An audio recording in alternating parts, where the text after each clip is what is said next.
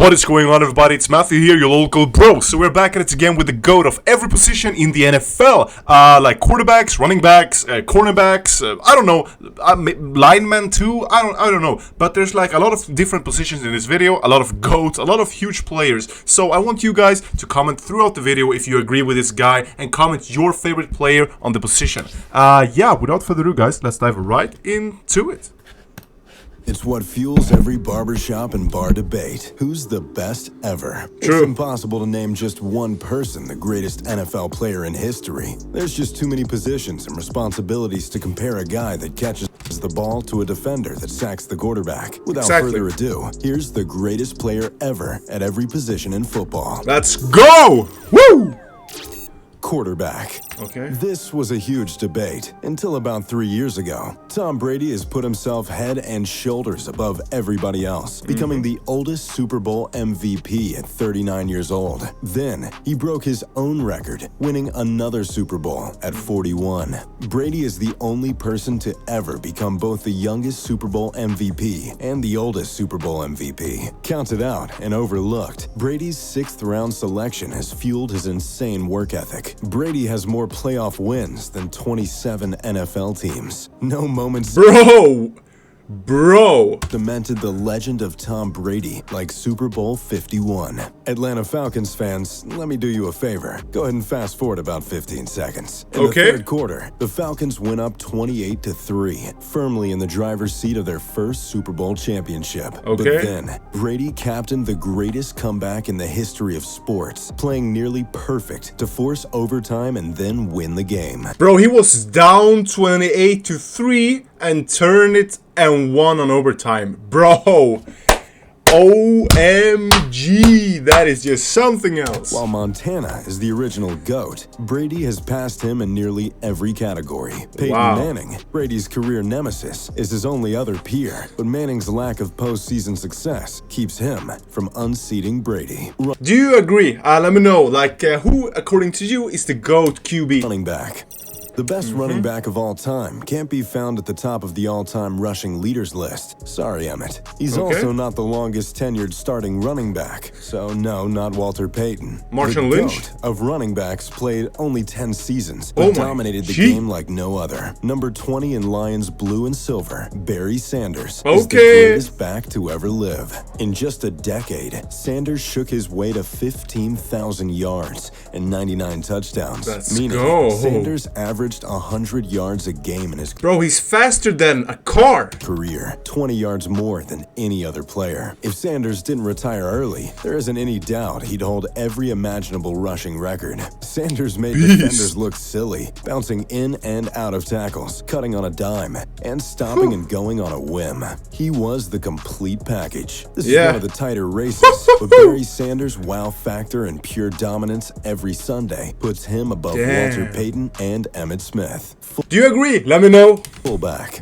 In the 50s and also leave a like. 60s, most offenses employed at least 2 players in the backfield. The deepest player was referred to as a halfback, and the upback was referred to as a fullback. While there have been numerous traditional blocking machines that have come from that position, only one was a certified thoroughbred with the ball in his hands, and that is the Cleveland Browns legend, Jim Brown. Not only is Brown the greatest fullback ever, he's arguably the greatest football player to ever live. Brown, let me know if you agree, simply couldn't be brought down. He was too fast, too strong, too agile, and had too much will to be stopped. He retired the all-time rushing leader and the only player to ever score 100 rushing touchdowns, something only 8 others have done since. The league season was only 12 games long, adding to Brown's unprecedented achievements. Brown retired, averaging 5.2 yards per carry. This is more than any other player in history, and the only other 5 yards per carry player in history was Barry Sanders. A few honorable mentions are Bronco Nagurski and Earl Campbell. Campbell was the Mack truck for the Houston Oilers, plowing over defenders. Nagurski the fullback for the legendary 1930s Bears, but others just pale in comparison to the talent and impact seems like a beast. Perhaps I should do a video about this guy. Brown had on the game. Wide receiver.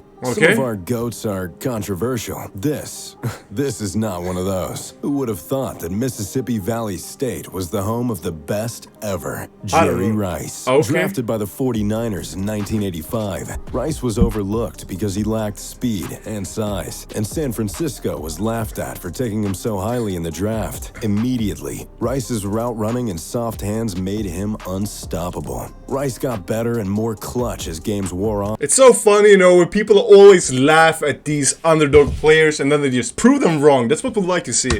A testament to his fanatical passion for fitness. A 20-year playing career is unheard of in the NFL, but Rice did everything right, on and off the field, to help push himself past others. Nice. Rice owns 3 unbreakable NFL records, 207 touchdowns, Wow. 1,549 catches, and 22,895 receiving yards. What's even scarier is nobody is even close. Even with the offensive onslaught we're seeing in the NFL today, Rice is the greatest skill player to ever live. Beast. While Randy Moss was far more athletic and must-see TV every time he touched the gridiron, numbers don't lie. And for that reason, it's hard to imagine any receiver ever unseating Jerry Rice. We will Tight see. end.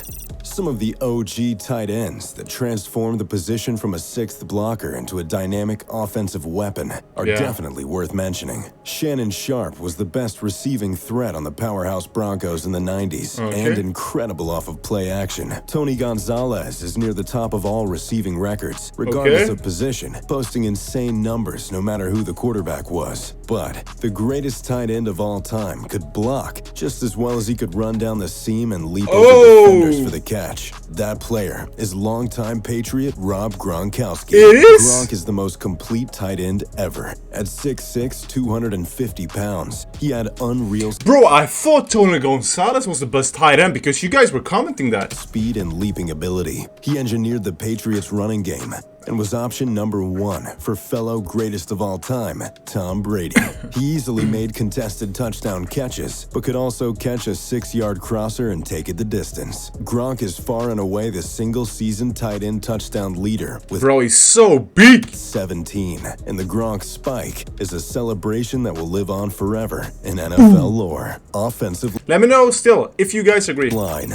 Often the most underrated position in the sport, offensive line is critical to an NFL team's success. Because of that reason, it's also one of the most debatable positions for who is the greatest to ever do it. But if we're talking accolades, all-pro selections are a great place to start. Our GOAT offensive lineman, well, he has 11 all-pro selections. What? Don't forget to mention that they were in a row. For over a decade straight, Anthony Munoz was the elite of the elite. Munoz neutralized every type of opponent he faced, from the quickest or the strongest to the nastiest. Bro, imagine if Joe Burrow had him on the roster in the Super Bowl. Maybe the Bengals would have won because if I remember correctly, the O-line was the problem. The USC product towered at 6'6", 280 pounds, but was as nimble and light on his feet as a runner or a receiver. This made him a mobile brick wall. Yeah. He spearheaded the offensive attack for the best Bengals team in the 80s. Yeah. The Icky Shuffle doesn't happen without Munoz or the O-line. Munoz is the single greatest pass protector of all time, allowing Bengals QBs to sleep in peace at night. Yeah. While it's a tight race between Munoz and Larry Allen, the hulking guard for the 90s Cowboys. Yeah. Munoz gets the edge over Allen because of the importance of his position I thought that people said that, compared to Larry's, as well as 4 more All-Pro selections. oh, so Larry Allen, he was interior lineman, right? Like in the middle. Meanwhile, the other guy was left tackle, the guy who protects the QB from the side, right? Let me know. Defensive line. I think so. Mean Joe Green got his namesake by being the nastiest, most competitive player in the NFL. Okay. He anchored the greatest defense of all time, destroying offensive hopes and dreams in the process. Mean Joe not only had the size advantage, but he was more athletic than any other player on the field. Sacks weren't a recorded statistic during Joe Green's career, but ask anybody that was involved in pro football in the 70s, and they'll tell you Green would be the all-time defensive tackle sack leader. Okay. Unblockable doesn't even begin to describe Green's game. He blasted through blockers and dragged down the ball carriers by any means necessary. Bro, did you see that? Oh, jeez. Green could sling around professional athletes like ragdoll, redirect to the ball, and toss another person to the ground at an uncomfortably easy. Oh, that defense looks so scary. The guys are like 6'5". rate. Others like Bob Lilly and Alan Page made the NFL's century teams, and Page even won the MVP award as a defensive lineman. But neither of these guys dominated opponents like Mean Joe Green. Edge rusher. Fun fact, the greatest edge player was actually an alter ego. Just ask Lawrence Taylor, the Giants' Hall of Fame pass rusher. Taylor convinced himself that LT came out of him on the gridiron. Let's go. Who are we to disagree? LT was a freak that offenses had to game plan for each week, and they would often decide to avoid running any play to his side of the field. His 140 sacks don't even paint the picture. LT was a wild boar that ravaged terrified offenses for years, winning 2 Super Bowls and an MVP award in the process. LT single-handedly changed the face of defensive football, moving to more hybrid rushers that stood up as opposed to Bro, he one-hand grabbed him, slammed into the ground. What a beast. put their hands in the ground. This gave LT the flexibility to attack anyone from anywhere. How It made have I him missed this guy? impossible to prepare for. Some other legendary edge rushers to acknowledge are Deacon Jones and Reggie White. Most historians consider Jones the unofficial all-time sack leader, while legendary Packer Reggie White was adored the minister of pain, and anyone who played against him could attest to that. However, neither of these guys put fear in the hearts of men like good old LT. Linebacker. Bro, what's the difference? Edge rusher and linebacker and pass rusher? Aren't like pass rushers defensive ends and outside linebackers? And linebacker...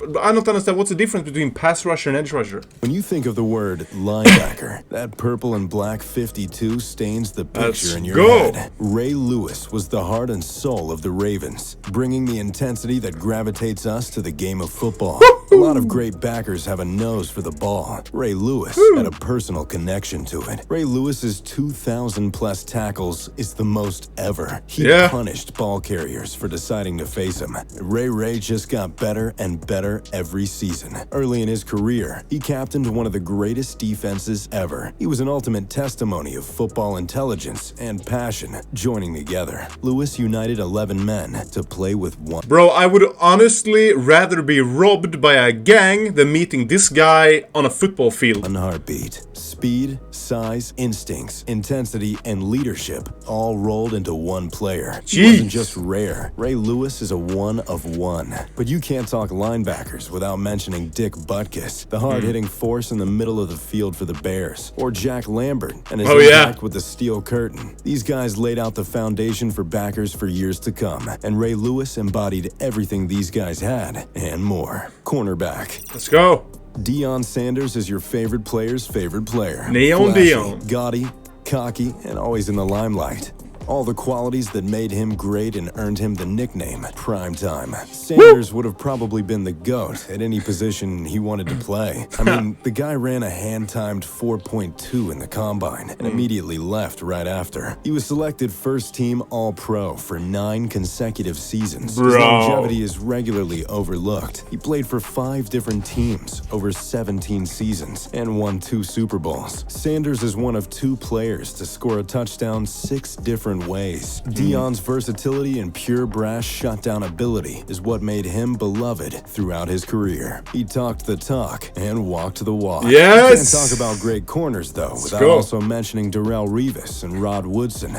Revis became such a lockdown man corner that he had a deserted island affectionately named after him. On the other side of the spectrum, Rod Woodson was the best playmaking corner ever. He could shut you down in man coverage, bait and intercept the QB in zone coverages, and was an absolutely vicious tackler. But Deion transcended the cornerback position and showed young athletes that intercepting touchdowns was just as cool as scoring them. And for that, Prime is without question the greatest cornerback of all time. Safety. You break the huddle and it's different. You don't scan like normal. You're looking for number 20. This was Tom Brady when he asked about prepping for the Ravens. Ed Reed impacted the game more than any player ever. If a great corner was on the field, you could decide to go opposite of him. Not with Reed. He could start in the center of the field and then make a play on the ball outside of the hashes. It wasn't just that he was so physically gifted. It was his mind that truly set him apart from the rest. He often knew what was going to happen before it happened. Do you think Ed Reed and Sean Taylor, who do you think is the best one? And then you have to like take into consideration like the athleticism and like the talent that Sean Taylor had compared to Ed Reed. Beating quarterbacks and making them pay for throwing the ball anywhere near him. He not only picked off balls, he scored them, posting the 2 longest interception touchdowns in history, while also being the all-time leader in career interception yards. Reed combined pure athleticism and ball-hawking abilities the game may never see again. Ronnie Lott had game rules changed because of the way he played.